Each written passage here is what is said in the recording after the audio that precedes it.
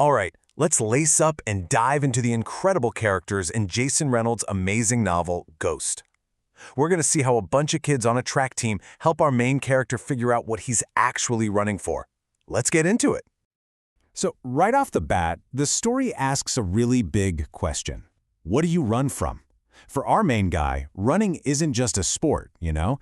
It's his escape. It's how he handles the stuff that's just too big to face head-on. And that brings us to the man himself, a 12-year-old kid named Cranshaw. But here's the thing, he makes everyone call him Ghost. And that name, it tells you pretty much everything you need to know. He is haunted by his past, and he is running for his life to get away from it.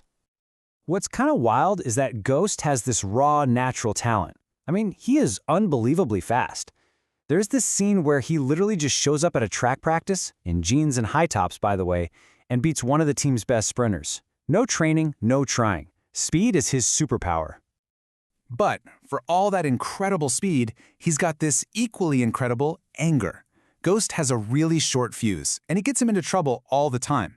You see it when he gets into it with the bully at school named Brandon. He just can't seem to control that fire burning inside him. So where does all that anger come from? Well, it's tied to this one single traumatic event. When he was just a little kid, his father, in a drunken rage, chased him and his mom out of their own apartment with a loaded gun. That memory, that is the ghost he's been running from his whole life. And as you can imagine, that experience created a really complex kid. On one hand, he's scared and doesn't trust anyone, but on the other, he is so determined. He's super impulsive, like when he just up and shoplifts a pair of flashy silver running shoes because he's just desperate to fit in. But underneath all that, he's got this huge heart. He's always worrying about his mom and how hard she works for them. So how does a kid running from so much finally change direction? Well, he finds something to run toward. And that's where the Defenders track team comes into the picture. It's the catalyst for, well, for everything. So on the team, Ghost gets put in the newbie group with 3 other kids, Lou, Patty, and Sonny. And at first, they're just teammates, right? But they become so much more. They're each a piece of this puzzle that he needs to put together. And this is where the book's biggest theme really just hits you. Ghost starts to realize he's not the only one with baggage. Nope, turns out every single person on his team is carrying something heavy. They're all dealing with their own private battles. Let's just peel back the layers here for a sec. You've got Lou, who acts all cocky and sure of himself. But really, he's super vulnerable about being adopted and feels like he always has to prove himself. Then there's Patty. She seems like the strong, responsible one, but that's because she has to be. Her mom has diabetes, so Patty's basically raising her little sister. And Sonny, the quiet one, he comes from money, but he's just suffocating under the weight of his father's expectations.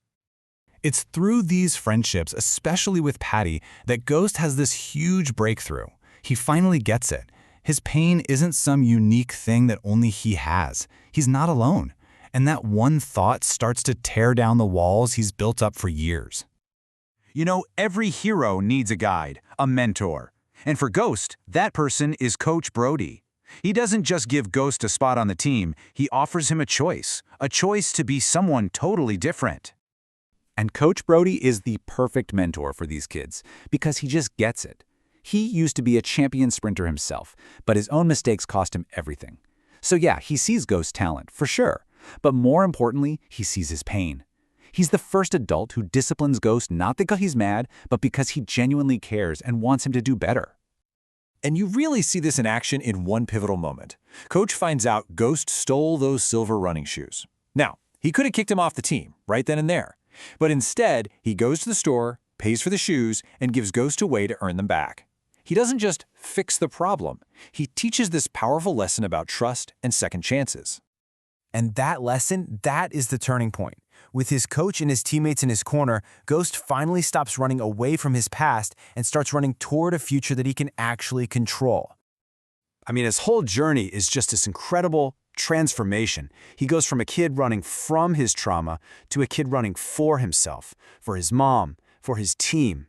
That raw anger slowly gets channeled into focused determination, and his impulsiveness starts to fade as he really starts to grow up. And here's the biggest takeaway from the whole story. Ghost's father might have started this terrible chain of events, but he doesn't get to write the ending. Ghost takes his own story back. His future is going to be defined by what he chooses to do, not by what was done to him. And you can literally see this growth. step by step. It starts on day one when he joins the team. It gets deeper with Coach's mentorship, and it all comes together on race day. He sees Brandon Simmons, that bully from school, in the stands, trying to mess with his head.